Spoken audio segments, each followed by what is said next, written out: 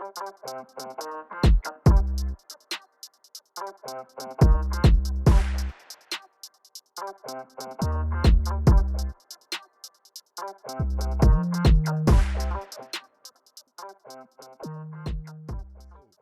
back to the TruuuTalk podcast. Today we have a very special guest. She goes by the name of Miss Solo 87, aka Zoe. Thank you for joining us today. It's an absolute pleasure to have you. I know a little bit about you, but we're going to start with where you're from. I'm from Luton. Big up Luton town. So today she's come all the way down from Luton. So we're going to make her feel like a welcomed guest. So obviously we've discussed what we have in common in terms of me working with SEN young people and you having a SEN child. Yeah. So let's talk a little bit about your experience being a mother of a child with special educational needs. I'm telling you, the struggle is real. It's made me more open-minded and, you know, like being able to understand things more. Like the more you experience with it as you go along, the more you think different. Yeah. So it's not been an easy road, I'm telling you, it really hasn't. Like, I felt like my whole life has been put on hold, but at the same time, I believe it's probably happened for a reason. Only God knows why my son's 100%. like that, even though it can be frustrating. So when was your son diagnosed and what diagnosis was it?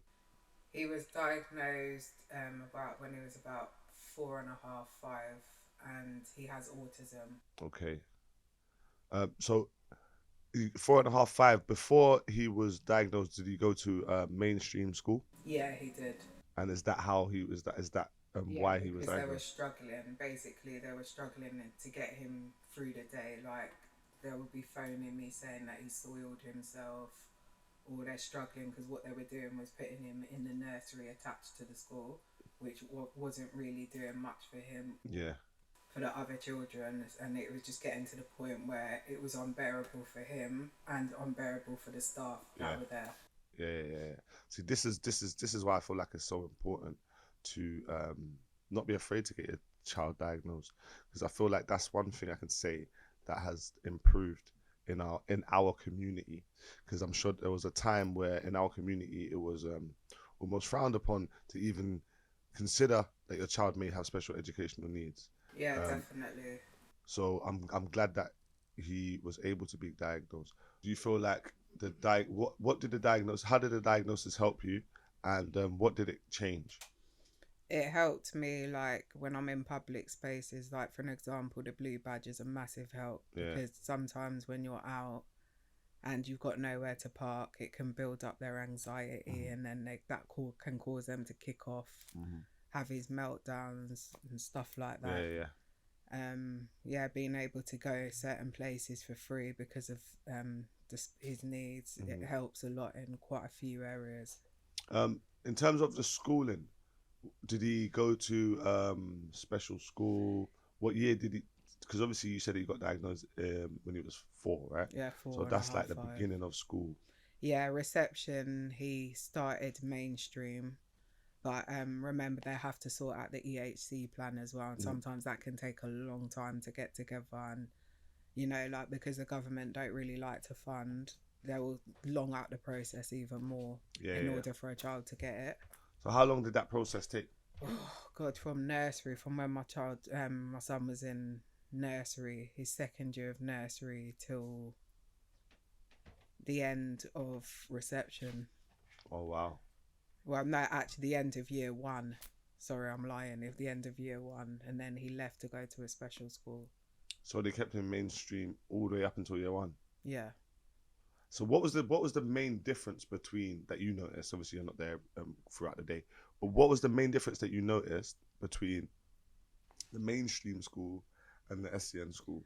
The mainstream school, you more feel like you're on your own. They don't really work in partnership as much as the special needs school. They work with you more. There's more support.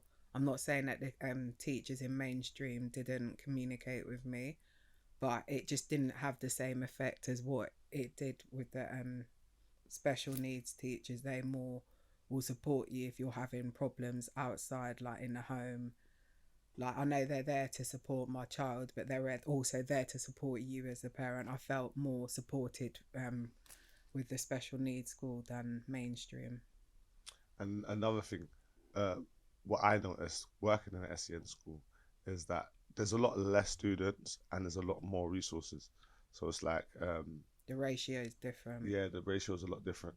And then there's people there to support the emotional behaviors as well as the academic. They're more trained to deal with children with special needs, even though, like, with mainstream schools, they can be quite naughty because they will say that they specialize in children with special needs, but then when it comes to it, you see that they're struggling. They're just saying it because they know that they're going to get funding for that child, and sometimes the funding doesn't always get spent on that child. Yeah, 100%. This is why I say to parents, like, if you've got the EHC plan, send them to a special school because they're more likely to get the support and the help that they need. Like with mainstream, they pick and choose where they want to spend money, which to me isn't good. Yeah. That's one thing I've noticed about the educational system as a whole.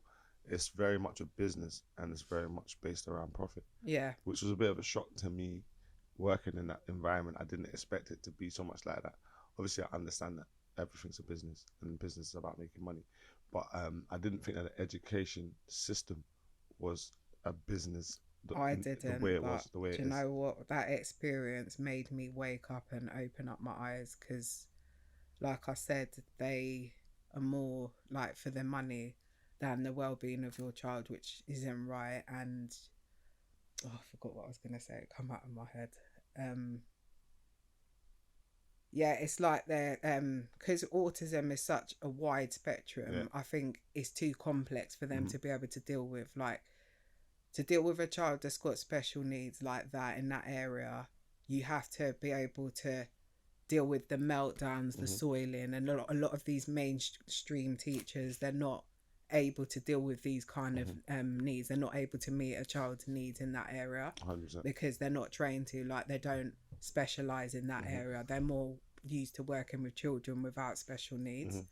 So like when they used to phone me and say, oh, he soiled himself, that just showed me that they're not trained. Because why are you phoning me? I'm at work. They should not have been phoning me, but they were. Yeah. That they should have just been able to deal with it. Yeah, they should have, but unfortunately they didn't want to, and that's why they were ringing me. Okay, yeah. So did you find that when he started in the SEN schools that they were able to deal with it a lot? Yeah, that was literally been nothing to them because there's children at his school that are in nappies anyway. So that would be nothing to them.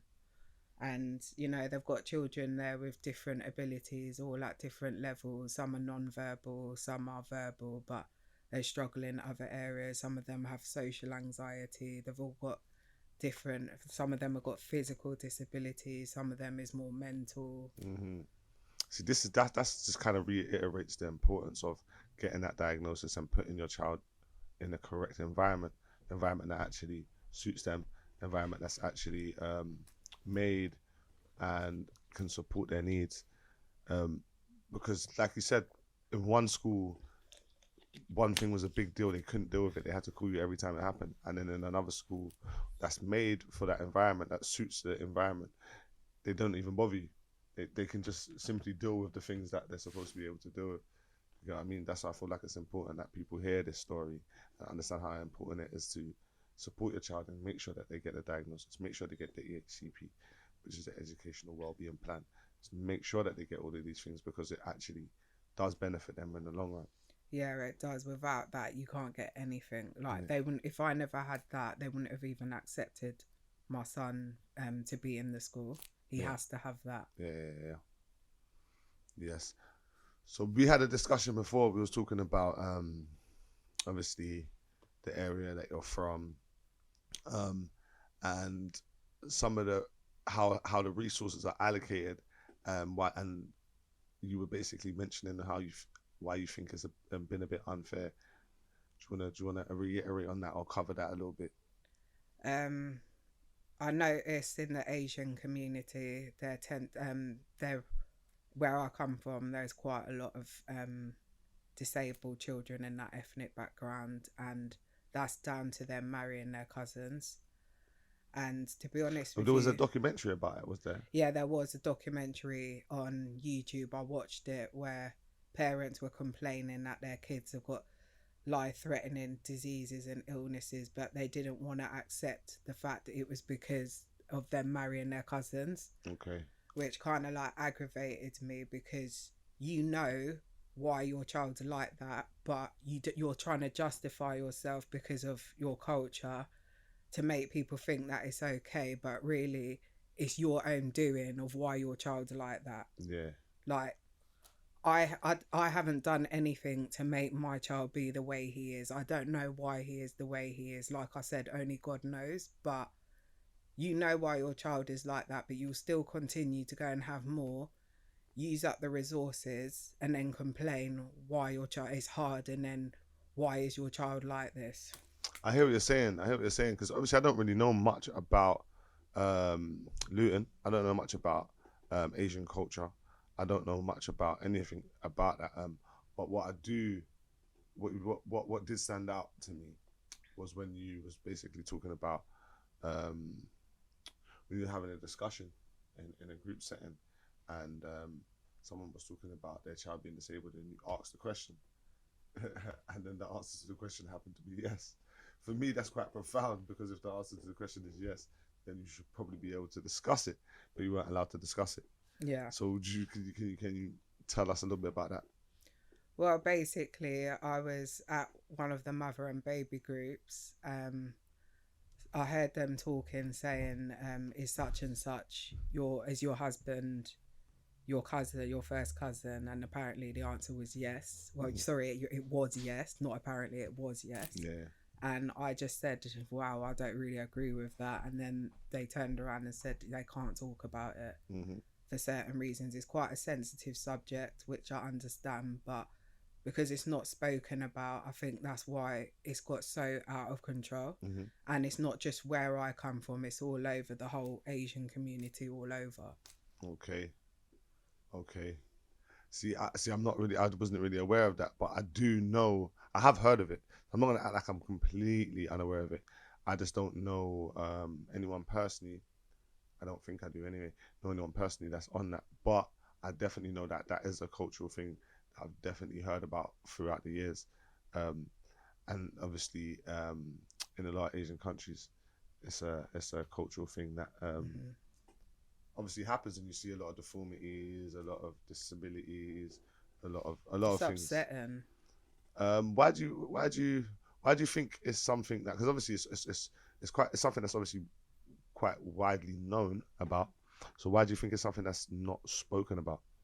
Because they get on a defensive. Like, a lot of people get on a defensive when it's mentioned. Oh, we can't talk about it, because then they'll be classed as not being sensitive to cultural beliefs and stuff. I mean, if that's what they believe in, fair enough. But I'm just saying, for myself, I don't agree with it. No disrespect to them. I've got Asian friends, but you know, some things that they practice, it's like, nah, that's not for me. Do you think it's because Asian is quite a broad category to put people in, because Asia is a continent, right? So Asia is China, Japan, Pakistan, India, Bangladesh. Like, there's so many countries in Asia. Yeah, definitely. So is it actually an Asian problem, or is it something that's specific to a certain Asian culture or a certain Asian demographic? I'd more say it's specifically to the Asian culture. Even Chinese, Japanese? No, not Chinese, not all of them, just certain parts of Asian countries. Not all Asian countries, but just some parts. Okay. Do you know why they do that? Do you have any reason? Well, I've been told it's to keep wealth in the family rather than trusting somebody outside of the family. They'd rather keep the trust and the love in the family. Okay. Well, I would love to learn more. Well, I would love to learn more, but it would be definitely interesting to understand the kind of the thought process behind it, because that's something that obviously most people are aware of. sleep with your family member, or cousin, or anyone that's like in your bloodline, it's obviously well known that it's likely that your child's going to come out with some type of deformity or disability. But The risk is higher. did you know that that's what the royal family do? Yeah, the royal family did it as well. I was just about to say that. So I'm not just attacking the Asian culture. That royal family, of Queen Victoria, apparently a lot of her kids came out disabled. Yeah, But at that a lot time, of royals in throughout history were known for incest, and a lot of the kings and queens and stuff that come from the long line of British history definitely were products of incest. But at that time, they wouldn't have known because back then technology is not what it is now. I think they would have known because like we see now, there's lots of evidence of what happens, isn't it? So they saw what happened. I don't think they were doing. I think they were doing it for generations. There was even generation. Even before, like, I'm not even just gonna say it was British royalty. Royalty throughout lots of different times in history were known for their incesting, and lots of deformities and disabilities came definitely. from. And they also used the same thought process about keeping wealth within certain families. So generations and generations, their money stays within, or their wealth, or their power, or their information stays between their own family, which I think is a bit weird. Do you know what I mean? But I do know that it's something that a lot of different cultures practice, just to put a disclaimer, so we don't feel like we're just attacking one set of people. But we do question why people think it's okay, and why people continue to do it, knowing that it has a adverse effect. Do you get me? But I've never looked at it from the perspective of it's taking away resources from people who are not. And let me say this carefully. So it's taking away resources from people that are not intentionally putting themselves at risk. Yeah. So I've had to wait years for certain things to come through. Like for respite, I had to wait ages for my son, but that's not down to really the Asians taking up the resources or anything like that. It's not like that. But I did have to wait quite a long time. But on the whole, it was a professional that actually pointed that out to me. Like there's a lot of, disabled children in Luton, where I come from, and that she actually said they do take up a lot of the resources. So when you're hearing a professional say that, it's just like, wow. Because obviously this is why I'm not afraid to talk about it, because at the end of the day, when there's something that's happening, for instance, you have to figure out why it's happening, and if it's happening a lot in a particular area or in a particular demographic, then people are going to try to figure out why, innit?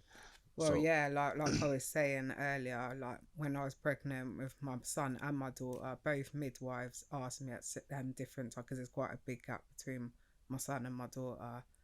They actually said, "Is my partner my first cousin?" And I said, "Why would I do? What made you ask that question?" And she said, "Because of your ethnic background." I'm thinking, I don't know no black people that do that. And she said, in the Asian culture they do that as well. I said, yeah, I know, but I'm not Asian. So I felt quite offended that she... I think it's because of the area that you're in, because obviously Luton's got quite a large Asian community. I don't think they would ask you that if you was in London, I'll be honest, whether you're Asian or not. I don't think they would ever ask you that in London, because culturally that's not normal. Like it's not that, obviously, because London's multicultural, heavily multicultural. Sure. There's not one particular culture that people identify with majority of people. But obviously in Luton, because the Asian community is probably the strongest community there, or the most influential community there. Yeah, definitely. A lot of the policies and a lot of the things that they have to do is based around the culture of the 100%, majority. Because a lot of people do ask me, why has your son got autism? And honestly, I don't know how to answer that question, but if you was to go and ask someone from that ethnic background, why is your child like that, they would know. But they probably wouldn't admit it, but they would know why their child is like that, because they've been warned about the risks. But a lot of will choose to still do it, Yeah. knowing the risks. Wow, that's quite quite eye opener for me. It's not something I've ever really thought about before.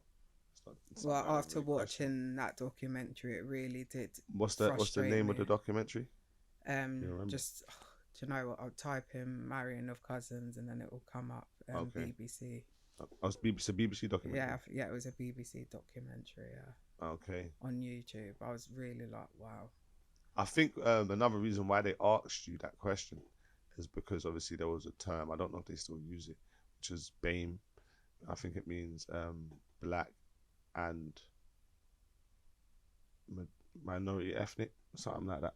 So basically what they try to do is group every brown person in one category. Yeah. You know what I'm saying? But we've got different beliefs, different cultures. You can't team up people like that, and where their cultures are completely different and their ethnic backgrounds are different. You can't. I think that's why it didn't work very well. No, I think that's it why it didn't work doesn't. very well. And yeah, I was offended when the Yeah, midwife yeah. asked me that. Yeah, it is quite offensive to just group people together based on them not being white, because that's basically what BAME ended up being. BAME ended up being anyone that's not white is in this BAME category, which is quite disrespectful. Do you get me? And then it leads to things like that. Do you get what I mean? Yeah. Where they would say that resources are being allocated to the correct communities because we're all grouped in as the same community. So if you don't get it, if a neighbor gets it and they're also part of the ethnic minority, then they've allocated the resources to the ethnic minority group that you fit under, even though it's not been allocated directly to you because they've grouped us all together. Right. Well, do you know what? Everybody was going to have an opinion on that. Some people may disagree with what I've said, but I'm talking what I've seen, and you know, it's not easy bringing up a SEN child for various different reasons, and it also has an impact on your mental health as the parent, and people don't realise that, because there's been times where I've got frustrated and people may think, oh, she's always moaning, or do you know what I mean? You don't know what people are thinking. Not to say that that's the most important thing, but it does affect you. Some days I can deal with it and other days I can't. I have my good days and my bad days, and I think that's just life in general. You have your ups and your downs, your trip ups, your falls, but it's up to you whether you decide to continue or just stay flat on your face, because challenges come in different ways, left, right and centre. So as your son's getting older, do you feel like the support is getting better, or do you feel like it's getting less? Do you feel like The it's support reducing? gets better because they're older, and when they're older, the illness, diseases or whatever the child's disability is, it gets harder, and I can see in some ways it's getting harder with my son. Okay, so what would you, in the ideal world, in terms of the things that they offer you, or the support that they give you, how would you like to see it?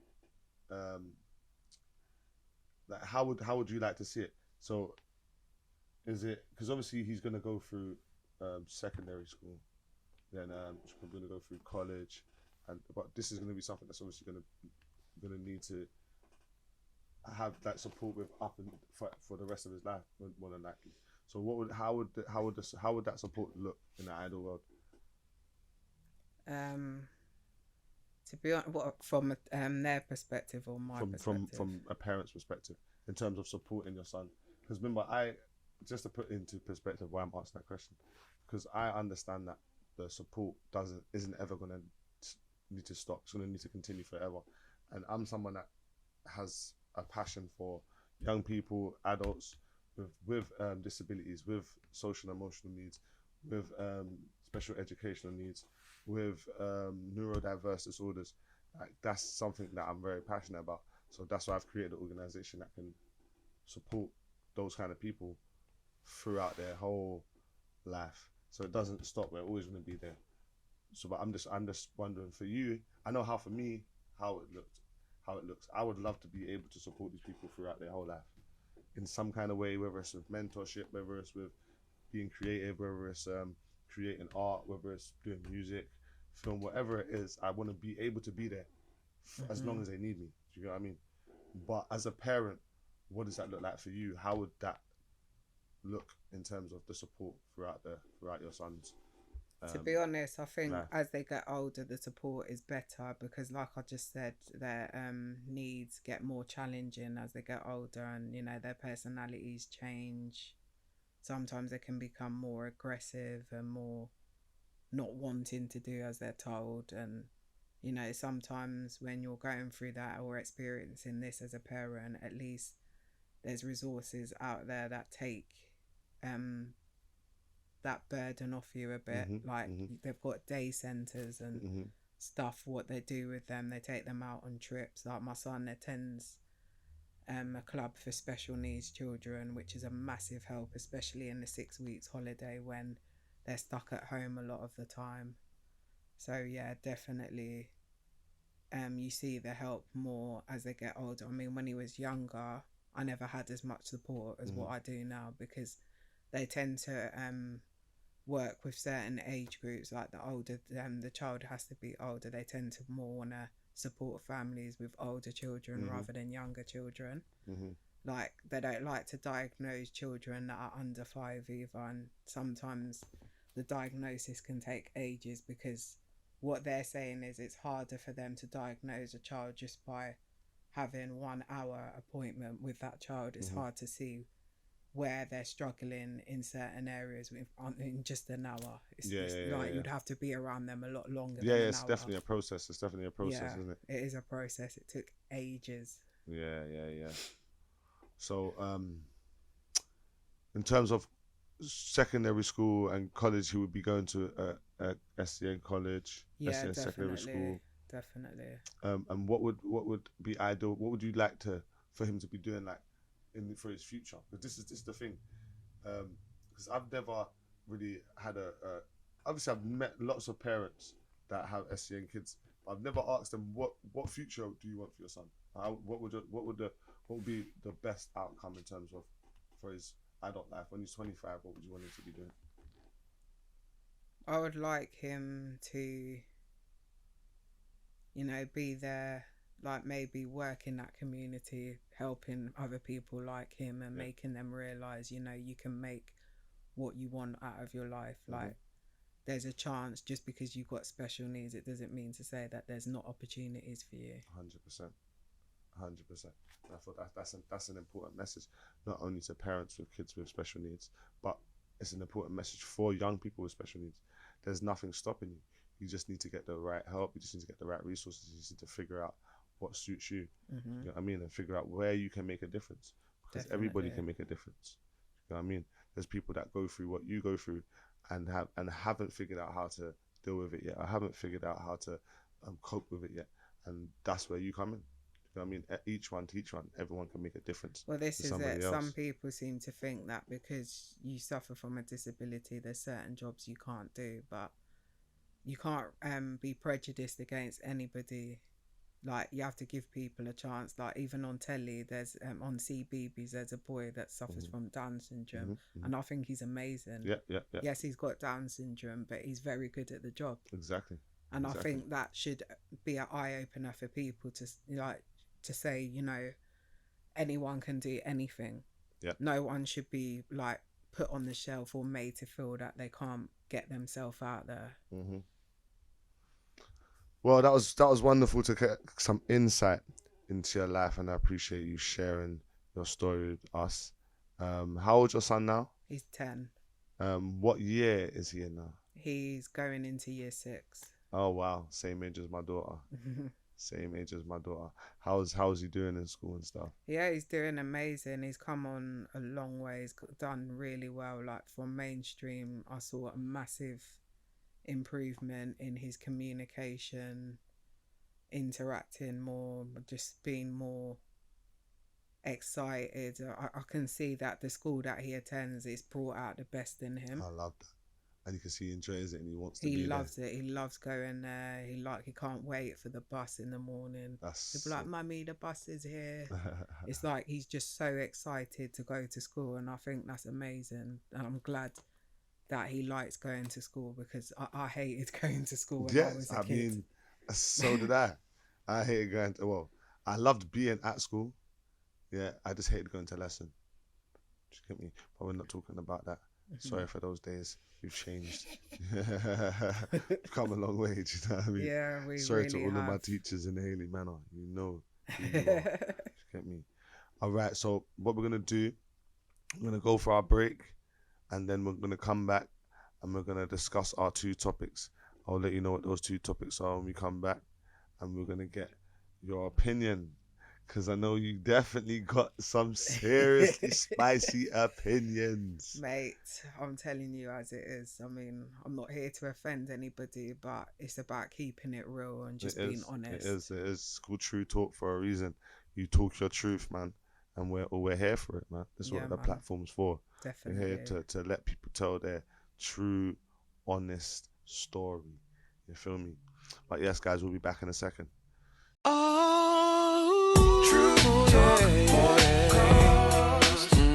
Have you heard so much truth in words? All you gotta do is subscribe. A True Talk podcast. Oh yeah. Truth you find. True Talk will change your mind. Make sure you subscribe. All right, so welcome back to the True Talk podcast. I'm still here with my wonderful guest, Miss Solo 87. All right, now we're going to discuss our two topics. So I'm just going to throw the two topics at you, yeah? So the first one is, do men look at pursuing women as a game? And if so, why? And the other one is being mentally unwell becoming trendy? So we're going to go for, do men look at pursuing women as a game first? And then we'll talk about if you think mental health is becoming a trend. So, yes. So, yeah, let me ask you the question again. Do you think that men find pursuing women a game? And if you do, why do you think that they take it as a game? I think with some men, definitely they do, because it's like a competition for them, who's earning the most money, who's got better views, who's got better opinion. Like it's just all a competition, I think, with some men. Yeah, to be fair, what I was gonna say is, or how I was kind of picturing it, or what I was thinking when I made up the question, was like the pursuit of women for men, as serious as it is, because you know, like if we're looking at historically, it's like pursuing a woman. That's what history was made out of. That's what kings fought for. That's what heroes It's all slayed old dragons school, for. yeah. Do you get what I'm trying to say? So, so bring the mic a bit closer to you. So that's what men. So the pursuit of women was a noble fight before. It was a noble cause. It was seen as something almost righteous. Do you get me? Yeah. And then today, I don't feel like it's seen in the same kind of way. I don't feel like there's no slaying of dragons. There's no crossing of fire pits. So you know what I'm saying? There's no climbing a million stairs to go to find your princess. You get it? There's none of that. There's none of that pursuit of happiness. It's just running down gal on the roads, getting as much numbers as you can. You get me?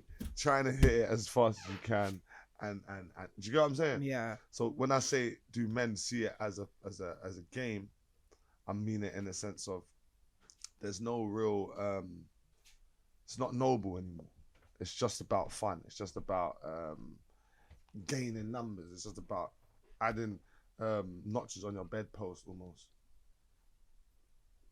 What do you think about that? Do you think that men still pursue women for a noble cause, like to actually be husbands or be partners, or do you feel like men just pursue women for entertainment? Do you know what? I think it's a combination, to be honest. It just depends on that man and what he wants out of life. Like some men want women for different reasons. Some men want a woman to settle down with, to marry and have children, whilst other men might have other plans in You know what? mind. That's very true. I guess I never looked at Like, that. not all men are for marriage. Like, some men are just happy to live with a woman, have kids, and not make that commitment of marrying her. Like, marriage isn't for everybody, and yeah. What's your views on marriage? I think if that woman's good enough to lie down with, have kids with, and you've lived with that woman, why would you not want to marry her if that's who you're planning to stay with? I mean, that makes sense. I mean, that makes sense. I mean, it makes sense. If you're gonna be with someone, have kids with them, and live with them, what's the difference? But if someone's having kids with you, living with you, and supporting you, paying bills and stuff, what's the difference? What does marriage change? It's just the right thing to do. I'm talking from a Christian perspective because Yeah. I'm someone that goes to church. I would have loved to have been married before I had my children, but unfortunately it just didn't work that way. Yeah. But I'm still give God thanks. I'm still grateful for the fact that I've got 2 healthy children. Yeah, I just think that, it gives maybe that woman stability and security. The fact that, you're now the two become one, and that's what God says. Okay, so from a religious perspective, I definitely understand why it's important. But from a for if without religion, I just kind of feel like if the man is doing everything that he would do if you were married, then what is the difference between him? Is it a ring? Is it the paper? Is it It's not the just a legal piece of paper, though. rights? That's the thing. What is it specifically?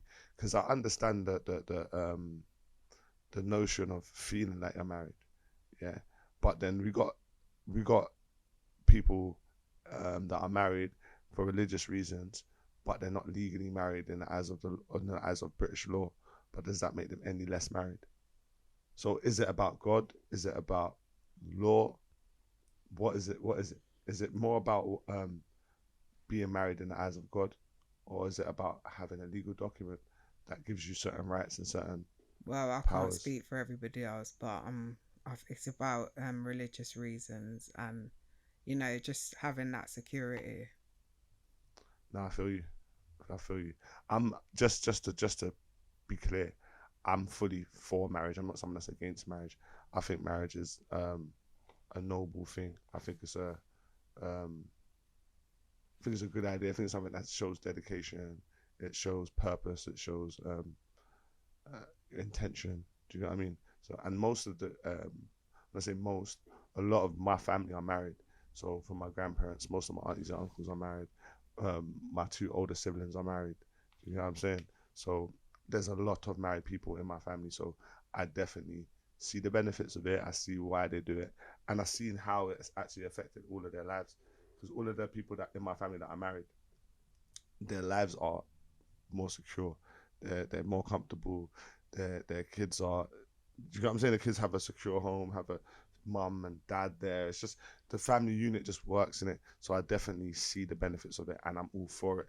I just like to challenge it because sometimes I don't understand why. Because sometimes I feel like women don't know why they want to be married. You know what I Well, mean? like I said, everyone marries for different reasons. Not everybody marries for the right reasons. Some people just marry through pressure from their families to do so. Certain cultures definitely are onto you about marriage. Yeah.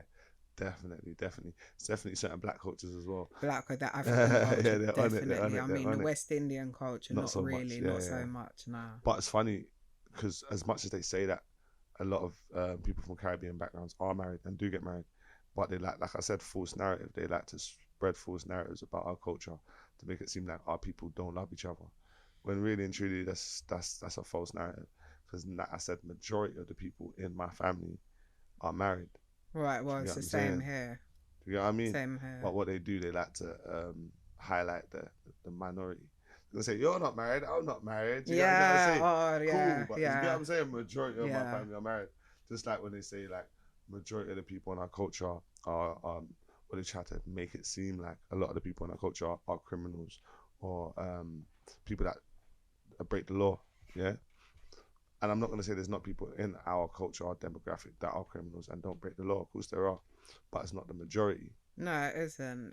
Like, you get all ethnic backgrounds that break the law, not just black people, but we are the most hated race, so we are going to be put down in everything. Like, any opportunity that someone has to say something against our community, Yeah, they but will. weirdly, as much as we're the most hated, I feel like we're the most admired as well.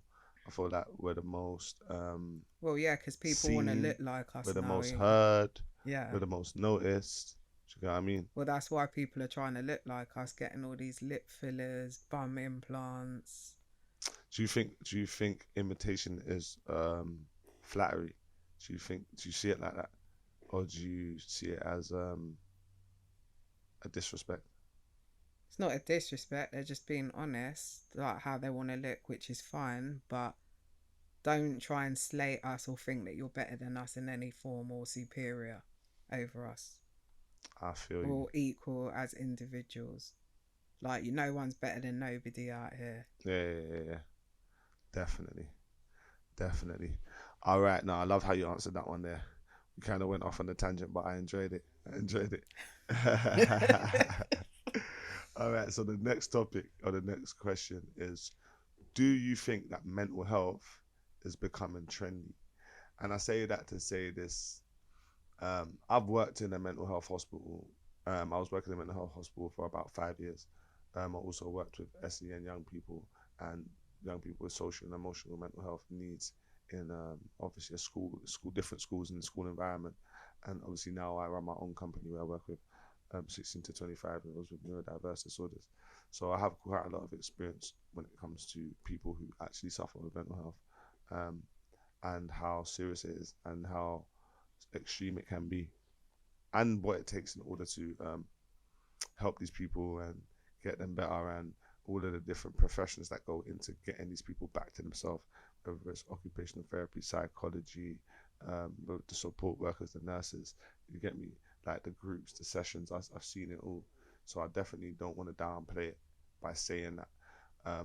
But I do notice that there is a big trend in people um, talking about mental health, expressing how they feel about mental health, but also a large number of people now that suffer from mental health.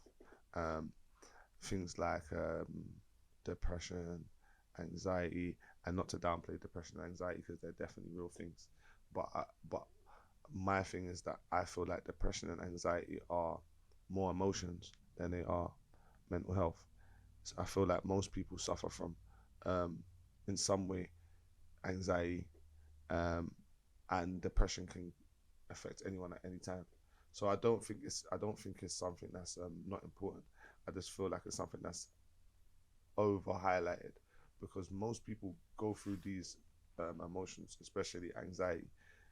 There's been many times where I felt anxious. I didn't want to do stuff. It's just about, for me, it was just about um, kind of just going through it and Was not that let. because, sorry to cut you, was that because of how you felt at the time, why you think you was depressed Um, or so had So anxiety? for me, I was depressed because my life changed in a way that I wasn't able to understand or control at the time.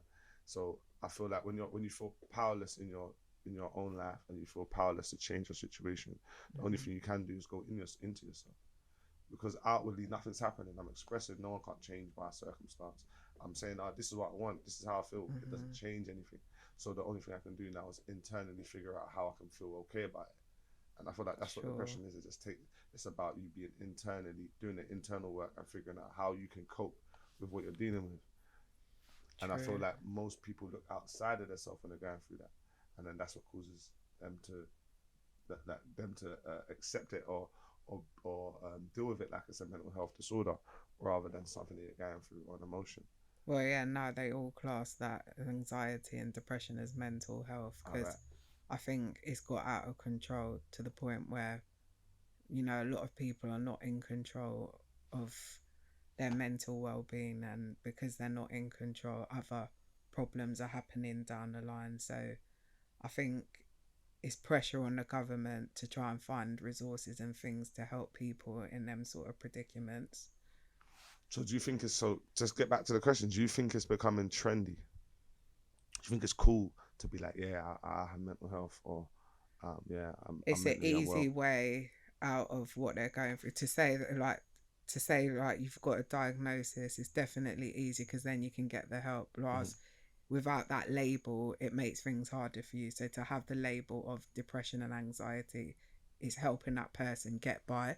Mm-hmm. Because if they don't have that label, then what the doctors and the psychologists would say is, well, what's wrong with you then? If you don't have depression or anxiety, what is it that what's going through your mind? It would be harder for them to understand. So the label helps them in a So way. do you think it's so? I get it. So do you think it's a good thing that people are able to find something that's easily identifiable so they can get help? Because To a that's certain extent, but I do think some people cheat the system as well. They play on the system. I kind of think that as well, but I don't want to downplay what people are going through. No, well, I don't either, but you're always going to get someone that cheats the system or makes themselves out to be worse than what they are. I mean, there are hypochondriacs out there. 100%, 100%. I know a few myself. So do I. No disrespect though. No, big no, up all not the at all. hypochondriacs out there. You get me? We don't discriminate. We got love for y'all too. Yeah. Yeah, no, that's something that I wanted to discuss because as much as it's a techie subject and it can be taken the wrong way, I do feel like we've reached a time in life where people are more likely to express that they have mental health than to express that they're wrong or that they're not doing enough or that they haven't tried hard enough or they haven't done the work. Do you know what I mean? Yeah. I feel like it's too easy for people to be like, I give up. It's not my fault. It's because of this. And I can. Someone else needs to pick up my slack because I can't do it. I don't want to do it. I'm not able to do it. Do you get what I'm saying? I feel like it's just too easy now to just do that. Do you get what I mean? And I'm not going to say that some people are not really going through that, but I know for myself, there's been times where I would have loved to be able to be like, I just can't. I can't do nothing. I can't do it. Do you get what I'm saying? And just let the world take the blame. You get me? I'm sure everyone gets to points where they feel like they want to do that. But the point is, if you don't do for you, it's not going to be done. Do you get what I mean? It's as simple as that. There's just a lot of pressure out there, I think, in general, to be a certain way. And sometimes when you can't meet certain requirements, that can put a lot of stress and strain on someone to the point. But this is what I feel like mental health is all about. Understanding that there's no requirements. You put your own requirements on yourself. Even if your parents tell you, I want you to do this, you have to do. You don't. There's no requirements. Nobody in this life has the answers. Everybody is trying to figure it out. Everybody is doing the best they can with what they have. Nobody's perfect. Well, this is what we have to remind ourselves, because sometimes I think we're too hard on ourselves as individuals to be a certain way. And this is where the depression kicks in. And, like sometimes for some people, and then some people think it's trendy to actually have the label of having the anxiety and the depression. They think that is going to help them because they've got other issues going on, but that just covers it up, if that makes sense. It gives them the reason. Because a lot of people don't know why, and for a lot of people there isn't a why. The reason is because you're not trying hard enough. You're not doing enough. You know what I'm saying? And as hard as it is to hear, people will rather have a reason why, an excuse why. This is why. It's not because I'm not trying. It's not because I didn't put in enough work or put in enough time or make enough effort. It's because I have this and I have that. Do you know what I mean? So for me, I wish that, or I hope that people who are suffering with mental health understand that the work starts within you, and it starts with you and it ends with you. And if you believe you can't, then you can't. If you believe you can, then you can. If you believe you will, then you will. Everything starts with you and everything ends with you. Do you get me? That's the message I really want people to take away from this. Like, if you don't do it, it's not gonna get done. If you don't believe you can achieve, then you're not going to. It's true. Everything starts with a thought. You get me? Yeah, it's like we manifest our thoughts. Whatever you're thinking, that's what will be. So when you're thinking negative, you have to be careful that doesn't manifest. And Exactly. yeah, we may be under a lot of stress at times and going through challenges, but you have to remember it's what you put out, it's what effort you're putting in. Yes. Even though sometimes, like I said, you're going through a hard time or whatever, but you just have to remember, like, our thoughts do affect us sometimes. Like with negative thinking, that can have an effect. Being around negative people that are always got something negative to say. Like even just being around the wrong people sometimes can really start making you overthink. And I'm talking through experience. 100%. Vibrations. Everything is vibrations. Yeah. That's what I was saying to you earlier. Anything, if you put out positive vibrations, only positive vibrations can respond. Right. You know what I mean? If you put out negative vibrations, then clearly it's the same thing. Negative vibrations will respond. You can probably let someone prophesy negativity into your life, but well, not let them, but yeah, someone may try and prophesy negativity, but you have to shut that down and say, no, that's you. Whatever you think of me, fair enough. That's your opinion. It's not based on facts. Yeah. And sometimes we let people's opinions affect us too much, like because like them, you may be friends with them and you don't want to. We think that people know us better than we know ourselves. Yeah. When it's not true. It No isn't one true. knows you like you know you. Right, exactly. And sometimes the only opinion that shapes your reality is your own. Do you get what I'm saying? yeah. People forget that. People take away their power by letting somebody else's opinion of them dictate who they are. Who they are. me? Right, this is it. And I get it. And this is something I always say. You got to be careful of validation. Yeah. Yeah? Because the same Definitely. people who give you validation will also take that away. Yeah. Do you get what I'm saying? The same person will tell you you're amazing, you're great, you're wonderful, you're the best. As soon as they tell you you ain't shit, you're the worst, you're terrible, you're going to believe that. Because you believe when they told you was amazing. It's true. So you're going to believe when they tell you you ain't shit too. As long as you know you're amazing, I don't care what anyone else I think thinks. sometimes we You know what look I mean? for validation from people too much. Come on. And like I said earlier, everyone's got an agenda. Yeah, So some everybody's got people an are validating agenda. you for Yeah. a particular reason. Do you get what I mean? Well, this is it. I'm talking through experience again. Like sometimes, like I had one particular friend. She made it out like I had a lot going for me. I'm amazing. I'm this and I'm that. And then one small disagreement, I'm the worst person in the world. Exactly. So really and truly, like I don't need validation from you. Like, the only person that I need validation from right now is the Most High. There you go. And the Most High lives within you and communicates through you. Thank you. So do you get what I'm saying?